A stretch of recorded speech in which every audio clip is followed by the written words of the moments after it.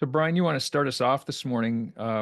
Brian's got some ideas in talking about just principles for growth this morning. We're going to expand on some of the things we talked about on the weekend at the seminar.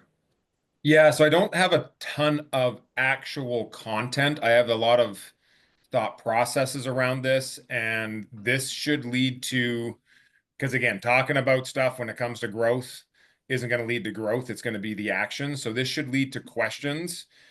Probably here, there should be some clarifying questions are, if you want to grow at all, which I'm assuming if you're in coaching, if you make time to be on these calls, you want growth in some way.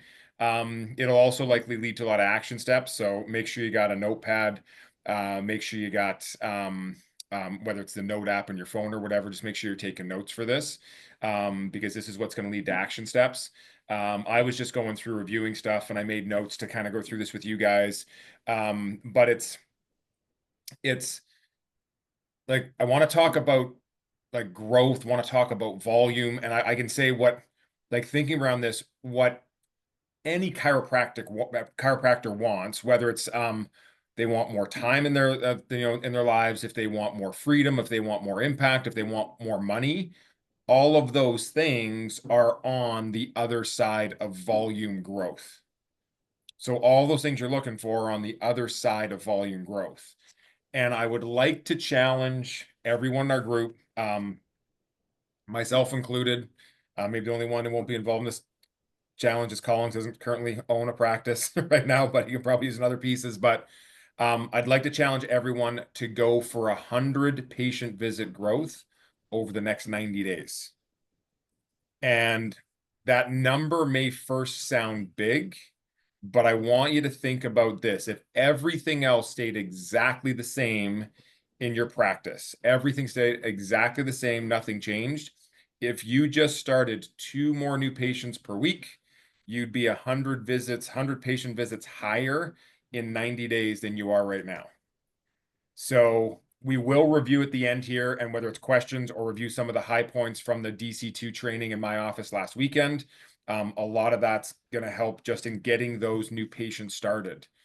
But for growth, for growth in anything, in our businesses, for instance, though, it is, you have to be a business owner and you have to be tracking your stats.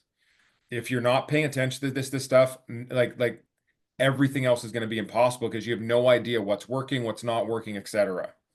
So when you're tracking the stats, it's going to tell you what works and what doesn't work.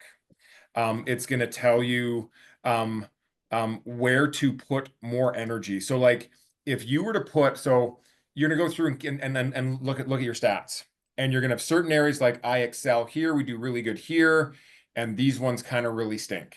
I'm going to tell you whatever it is, wherever you're at, you want to, I'm going to tell you the next 90 days, let's focus a bit on your strengths.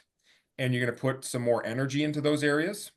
You're going to put some more focus and you put some more attention into what works. That's what's going to create the 100 patient visit growth.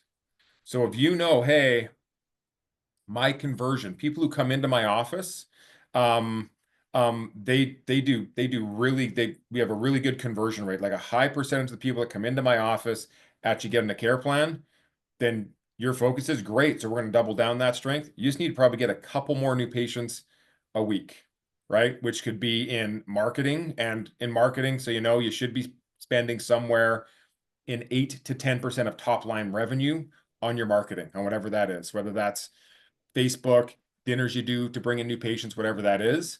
But if the conversion's good, you're going to work on that. But it's just, if without the stats, it's going to be really hard to figure these pieces out. But this is the areas you want to look at then. So the areas to look at in your practice is you want to look at conversion. You want to look at the number of referrals you get, because again, you have control over that. You want to look at you want to look at retention numbers. So we'll be looking at those pieces.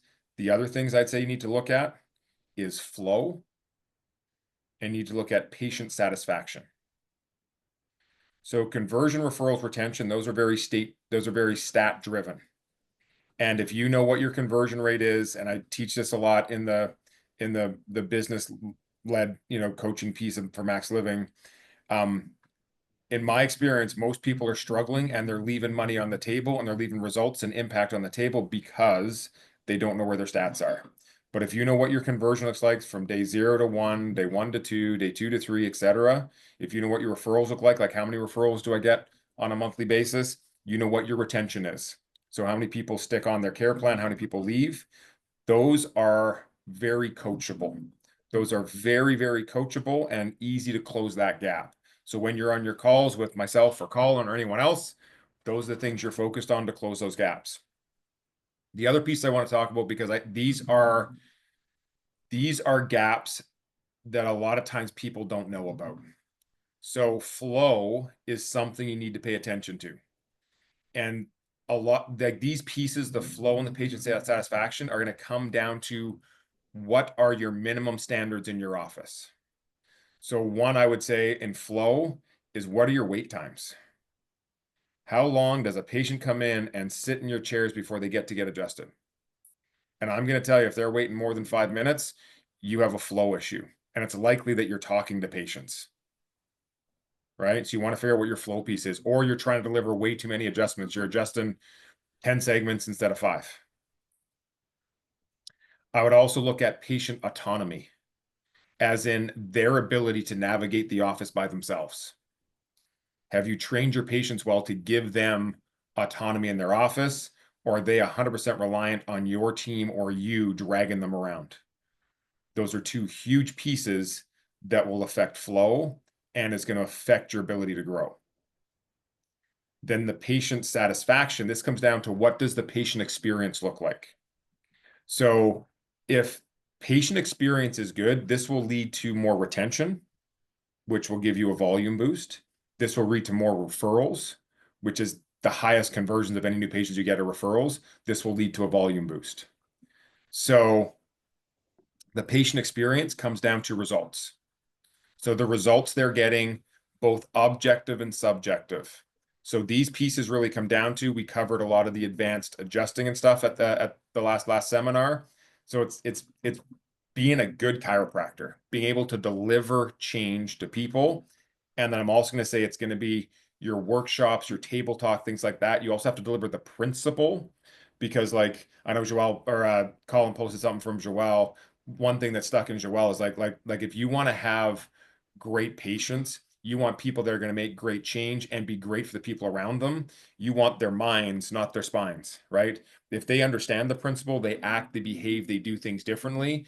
It also means they stick around longer. It also means that they want to be more engaged. It also means they want to help their friends and family get better as well. So let's be looking at the results. What's your like, are you delivering results on the table, and are you delivering results in their understanding of health and what they have control over? The patient experience is the time efficiency of a visit. So like we talked about, I can tell you patients want something that fits into their life easily. If they have to come to your office and they got to wait for 15 minutes before they get any of their service, they think you're full and there's no chance they're referring anybody. If they think you're full and their time's not being well respected, that's a good chance of future ex-patient. So you want to be looking at the time efficiency of a visit. You want to be looking at the friendliness of your office. And this doesn't have to be long conversations, but simply like we trained on this on the weekend as well. It's just like from the team, just like just a bright acknowledgement, right? If they're not busy with someone, it's like, hey, great to see you, Stephen, right? Or if they're busy with someone, a smile and a wave, right? If they're already talking to someone else from the doc, great to see you, great to see you again, Steve. Let's like get your power on, right? It's just the awareness and the energy that you and your team bring into shift. So friendly, energetic was another one I wrote down. And the other one is the look. And sometimes you probably got to address the smell of your office. It shouldn't smell like warmed up food, right? But the look, like simple things like the flyers you have up, are they in good condition? Are they straight on the wall? Has the place been dusted? Has the floor been vacuumed? Those little things.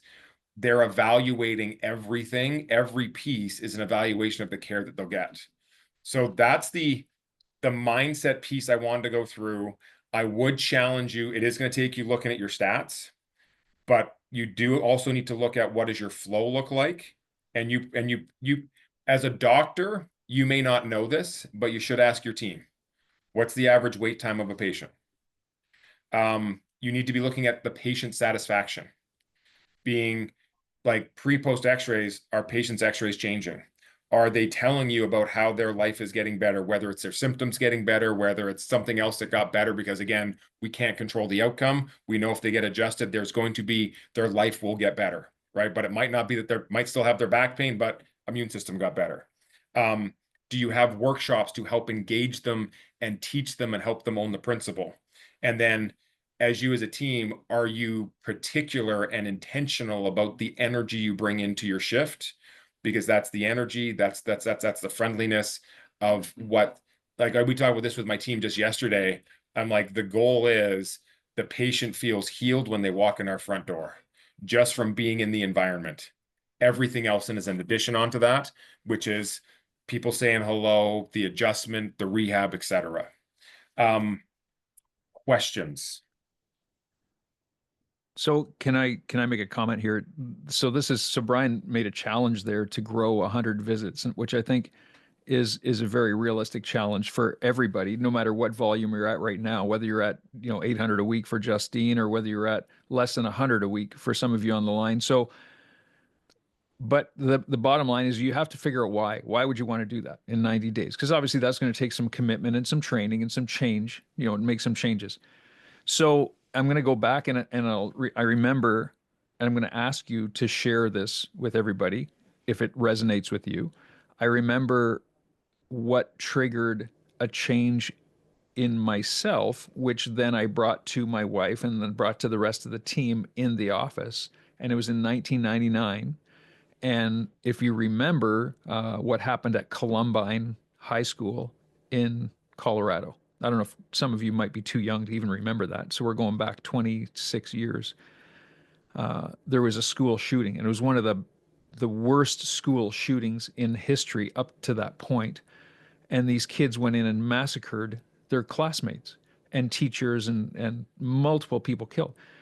And it was found out later these kids were all on like psychotropic drugs, psychotropic medications like antidepressants and Ritalin and things like that that affected their mind and got them thinking very aberrant thoughts. And I thought to myself, that was horrific. And I put myself in the place of those parents, knowing that their kids left for high school that day and never came home. And I said, I'm never, ever going to let that happen here. And so we just went on a complete mission and we were very vocal about it. And we made it an absolute imperative that kids get in and get checked to every single one of our practice members. And I said to myself, like, we're growing. And so I asked myself, what am I doing in my life right now, and this is 1999, that does not contribute to the growth of our chiropractic office? And one of which was I was playing golf 3 days a week. I'd play men's night on Wednesday, usually Saturday and Sunday. And and my wife's a very avid golfer, and we had played together. And I said, that's it. I'm done. I'm not playing golf anymore. And I gave it up. She goes, come on, you've been playing all your life. You're not going to give it. I said, no, I'm going to commit to this. I'm making a commitment and I'm doing it. So we did. And that was one of the best things that ever happened because it made me it was a verbal statement to everybody around me that I was committing on the practice. And it was everybody was kind of like, well, like first it was disbelief, but then it was like, no, like this guy's on a mission. And it was. And our practice just absolutely exploded after that. For the next 10, 12, 15 years, we just went crazy. Like it was busy, busy, non waiting list busy. And so that's what I'm going to challenge you guys to do. And I'd love to go around the horn is that what drives you, first of all, what's your why? What are you going to stand up for? Because there's stuff that's going on in your world, whether it's directly or indirectly in your community, in your town, in your world, that are affecting people around you and maybe even your family or family members or friends. What are you going to do? What are you going to stand up for? And what are you willing to give up? to make this happen in a bigger way. So I'd love to hear from you guys. And as the first person's thinking about this, a lot of the things that you would give up doesn't mean it has to be like your favorite sport. It could be that you're going to take a break from social media or not watch as much Netflix, right? It could be there's so many things that are just time wasters. Um, like Colin made a big one, obviously, but it's like is what I'm doing moving me to where I want to be, to the change I want to see. If you have kids, it's like the world that I want my kids to grow up in is am I contributing to this, or am I just, silently consenting to it and letting it go forward?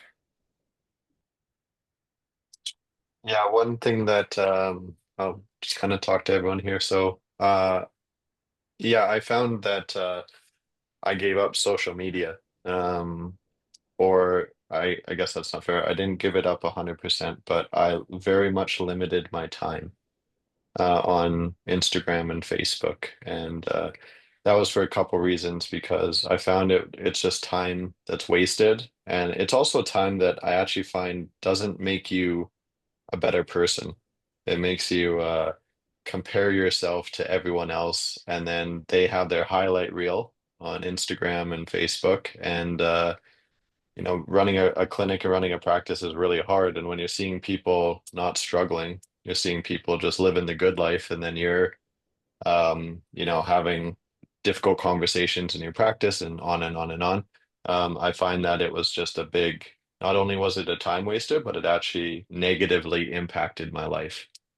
And so I really tried to cut it out, and yeah, it's had really positive effects because not only do I have more time, um, working on my practice in the clinic, but it's also not like I'm not reaching for it anymore. You have a little lull and then also you reach for your phone and then you wonder why you just did that. So just thought I'd contribute. Thanks, Graham. Anybody else? For me, my I guess big why started when I was 8 and I saw a chiropractor for the first time, and it totally transformed my health and I got off medications. And then I lost that through school and came back to it when I found Max Living, and attended that first Max Living seminar, um, and just reinvigorated that um, intention to truly help people, um, which I wasn't doing for a while, and so for me, same kind of thing. Very much limit my social media usage now. And just as you were talking, I was thinking about where can because I have some stuff I need to work on and improving my day 1 to 3 processes. And so I'm just going to give up my sleep in time on Saturday and Sunday mornings and get up at my normal time I do for the week, which is usually around 4 to 4:30, and get up and do some focused, intentional work on my processes and my scripting and my certainty as well. Awesome. I can tell you, Steve, like when I made a decision that I was going to get a really good doctor's report, because I felt that where I was going to teach the principle and I really wanted to lean into that. And I was really inspired by Chuck Majors at the time. I'm like, I can do better. I can be better. My patients need me to be better.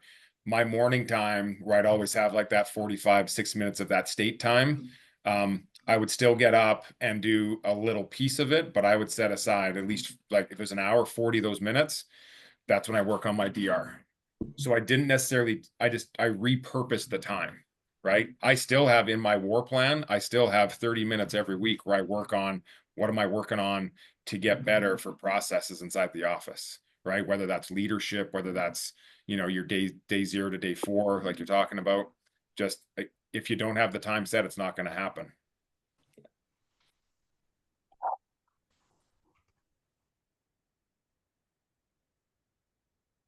I can go next. My a little bit different than other people because my challenge isn't doing too little. My challenge is doing too much. So just finding ways to rest and put purposeful time of rest. And so, for example, a Wednesday for me is a 15-hour day or 16-hour day. I purposely have 20 minutes set where I'm going to lay down. I may not sleep, but to prevent injury, further injury, that I know exactly my workout time that day, 20-minute rest time, 30-minute emails, follow-up phone calls. So it's very structured for rest time. And for the longest time, I think I was just burning rubber, and to the extent like I would fall asleep at the wheel all the time. So, just purposely being really structured for rest, allowing me to be the best when I was in the office. So I could implement what I knew to do, because sometimes I knew what to do, but I wasn't doing it just simply because I was tired, or if I did it, it didn't come across with the same energy. Yeah, and that's that power. And most people isn't likely going to be Justine's thing, but it might be that, hey, your nutrition's really crummy, that the amount you exercise and get oxygen into your body's kind of crummy, which again affects the energy you walk into your day, or the resources you have to pour into your day or your life. Mm-hmm. I found having way more structure to my day and my week, uh, and then just making a plan and following the plan was definitely the best way to go. Kevin, I see you're unmuted. Yeah, I came on. Uh, I thought I would just talk about what fuels me and fires me up. I've always been maybe a deep thinker, the analytical type, and I can't get over when people make decisions based on a principle that's a lie that makes no sense. Like I cannot fathom how you would not understand there's an incredible God-given wisdom in the body that you wouldn't respect. Like, why in the world would you ever lower a fever when the body's doing the most magnificent thing for you? And just that concept and seeing people make decisions that go against that, like, that fires me up. And that's always just kept me going. Um, yeah, yeah. So that, I mean, my why is when Brian, when you said the one liner from Joel's talk, I watched it as well. That's the one liner I wrote down. I'm like, that sums it up. I don't want your spine. I want your mind. Like that. That's exactly it. Love it.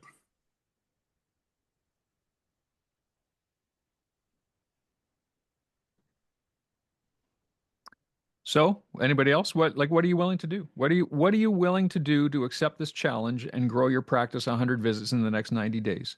Because I mean, we can get off this call, and if we don't make a plan to do anything in 90 days, you're going to be seeing the same number of people you're seeing now and having the same problems that you're having now, and wondering why you're not growing. And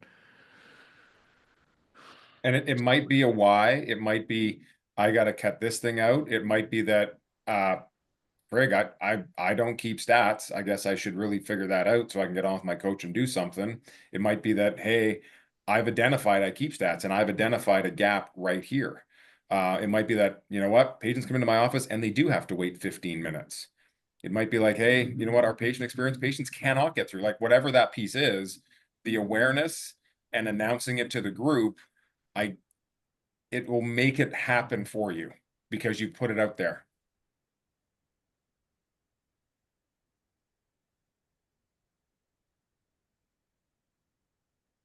I can tell you 100% for me, because I'm like, the challenge is real. Like we're going for it. For us, it's in as I know y'all come along and Colin says lots of great things about team, but I'm telling you, it's the patient experience. We have some choke points in our flow where patients have are and you probably all have this somewhere, but because likely the people you have in your practice, yourself and your team, all have giant hearts, you do things for patients that may not be the best thing for them. Like for us, some people, like, they need him to strap the weight belt on every time, and I'm like, come on. Like you can't tell me a 40-year-old person can't put on a 5-pound weight belt by themselves. We need to teach them how to do this, right? But it's like it's creating flow issues because now they're not able to get to the other things they're supposed to repeat. People actually need the hand holding in their first, 5 visits, right? So I can tell you, for us, like the patient experience, that's one thing that we are getting really serious about and figuring out these steps. What frees up team so they can have the impactful conversations, communications, and time versus the less impactful.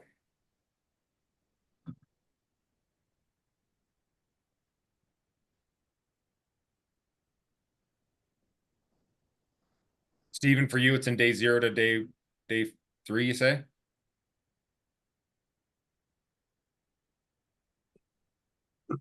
Yeah, I have a lot of like missed doctor's reports or rescheduling the doctor's report. And so like it's a day 1, 2 process, and maybe day 0 as well too. But yeah, just we spent some time yesterday really just um, talking about subluxation at a much more serious level to practice that. So that yeah, that So let me ask you conversion to then, day 3. action steps for that. So that's in your personal training, that's in team training, and that's in your calls with Colin.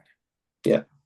And I would say my first question to you would be if you're getting people that are missing or rescheduling their doctor's reports, the first thing I would say, are you doing your day 1 and day 2 phone calls? And are you getting through to those people? Like, are you I am. intentionally getting through to those people?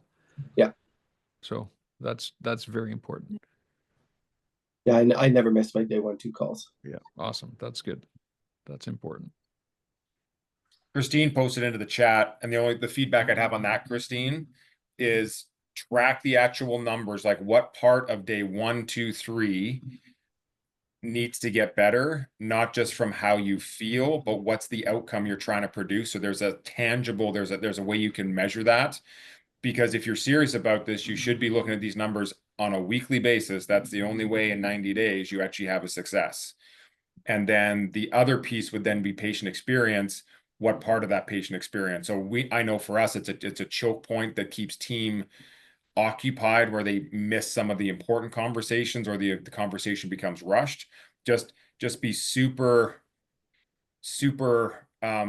like technical, like what's the piece we want to change. Everyone on the team's on the same page, so you're tracking that. Like I know at one point it was a percent conversion from day 2 to a signed care plan. We got serious about it and we tracked it and we talked about it in every single meeting. What's our number? What's our number? What's our number? And if we weren't on, where do we got to get better? Where are we missing people? And that might be for you, Stephen, as well. Or if it's gotten significantly better, we're on track. Why is that? What is it that we're doing that's allowing us to now see this outcome? So here's something to think about, and this is from personal experience, but also from coaching many clients over the many years, is that when somebody can finally get to the point where they can say what's on their heart through their day 1, day 2, day 3 in their office, day to day chiropractic visits, table talk, when you can start talking of what's on your heart and not filter it, your practice immediately starts to grow.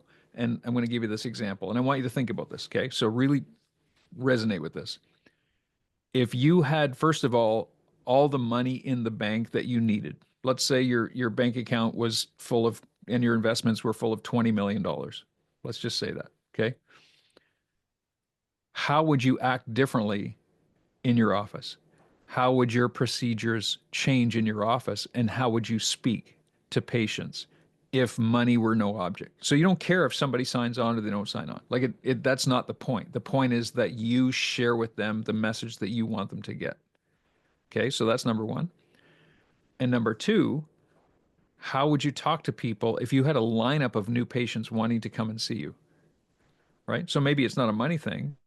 Maybe it's now you're getting 150 to 200 new patients a month, and it's more than you can handle. Like people are waiting to come in, and you don't have time to hold their hand and sit with them, and you don't have time to nurture them. And there's no way that you have the bandwidth to give discounts or try to talk them into care. That's not what it's about anymore.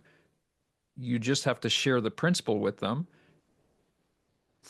totally unfiltered, so that they can receive it and get it, and then accept it or not accept it, and then move on to the next person. And if you could get to that point, how would your discussion, how would your conversation be different than it is now?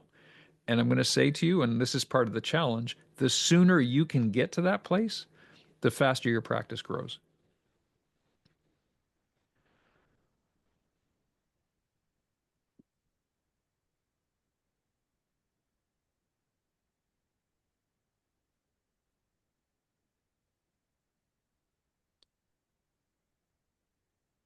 Anybody else? Any other comments? or where you need help or where you need help refining. Blaine, what's your biggest challenge right now? I see you're still muted there. Hopefully you haven't left your phone on the desk and walked away.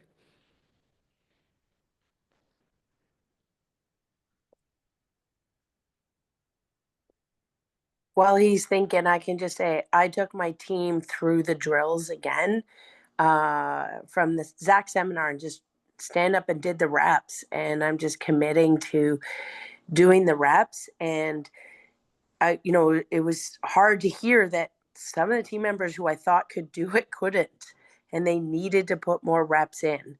And even just adding some of the more intention about focusing on the patient, what they need, rather than what I want you to do. This is what you need to do.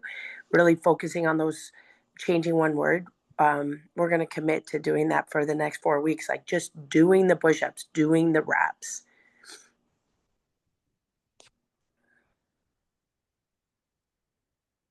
Yeah, just got to build the muscle. Mm-hmm. And it was hard because I thought they knew it, and and many of them knew only part of it. So it does affect your show up rate. Yeah. While he's thinking, Blaine's thinking, remind everybody the women's call is, I believe, March 27th. It's going to be same time, 11 o'clock. I will be talking about female empowerment. Female chiropractors, female assistants are all welcome. I have prepared, and it should be a little bit of fun at the beginning, but then get serious into strengthening ourselves. And just because it's the female call doesn't mean that males can't come and audit the call. Is that correct? Yeah, yeah. Yeah. Because I would imagine the first part is me speaking, and I don't have anything to hide. So absolutely, support So, the females that you love in your life, and understanding them better is great too. and I think this is very valuable stuff is for the guys on the line, is that to be part of this call and to hear how your female colleagues can talk and can run a practice and manage a home and children and stuff like that as well. Because let's face it, guys, I mean, it is the females in your life that manage all that. I mean, for the most part. So it'd be worthwhile to be on the call because you're going to get a different perspective. So, and let me just clarify. So that means there's no call next week. We've bumped the call to the fourth week for this month, correct? Okay, great. Okay. All right, Colin. There he is. Good. There, I finally figured it out. I think that we have to be better with our stats from day 1 to day 2, conversions, if you will, all the way to day 4. So that's an important thing that we have to do on a regular basis. We kind of go from day 1 all the way to a care plan conversion, which is we might be losing some valuable information through that process.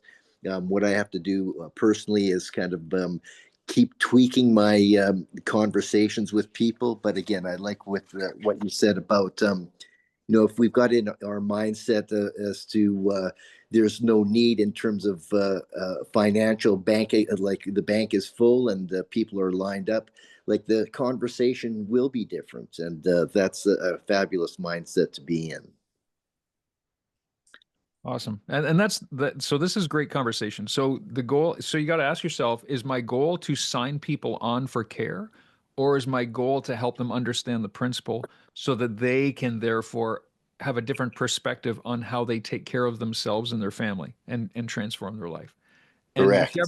whichever goal that you have will dictate how you do. So, if my goal in my practice was to make sure that everybody understood the principle of chiropractic the way that I understood it, there's no chance that they're missing day 1, day 2, day 3. Like they're going through the process, and I don't care how long it takes or whatever, but we're not going to skip anything because I want them to get the principle. And if they sign on for care, fantastic, which most of them did, but I want them to get the principle. And so that was kind of my thinking. So that's a great question to ask yourself. And then you're going to start to question is, so then, like, you know, so then am I offering too many discounts? Are too many people not signing on to the care plan and then going on a pay per visit basis, you know, against my recommendation? So these are all questions that will start to fall into place when you finally decide why you do what you do.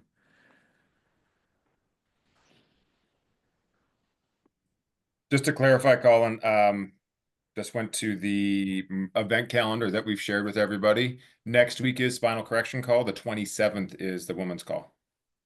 Yeah, but okay, so there is a call scheduled for next week. I thought we were skipping next week. That's why I wanted to clarify that. So No, thank you you. had an extra one, I think, last month, but yeah, so yeah, we Okay. got on our DC2 event calendar that I believe you shared with everyone is on. Okay, thanks for clarifying that. So, Yeah. so sorry about that. We are on for next Thursday for our spinal correction call. I'm And I actively think recording videos for you guys too on the adjustments. I was doing that yesterday. awesome. So hopefully my team Awesome. gets them cut up and we can get them out to you guys as per what we talked about at seminar.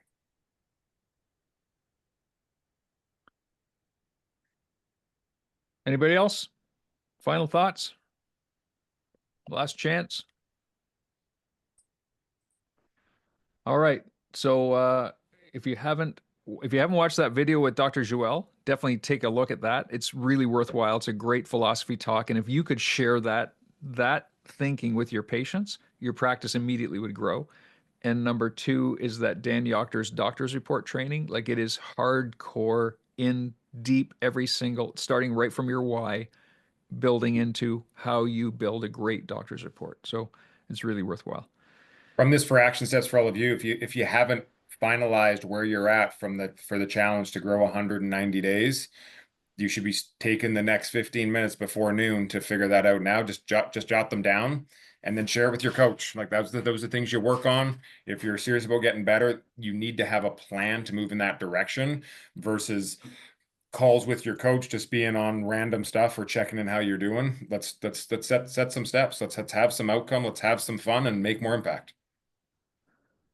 All right, gang. Awesome. Have an awesome day. Let me know if you need anything. We'll talk to you guys next week.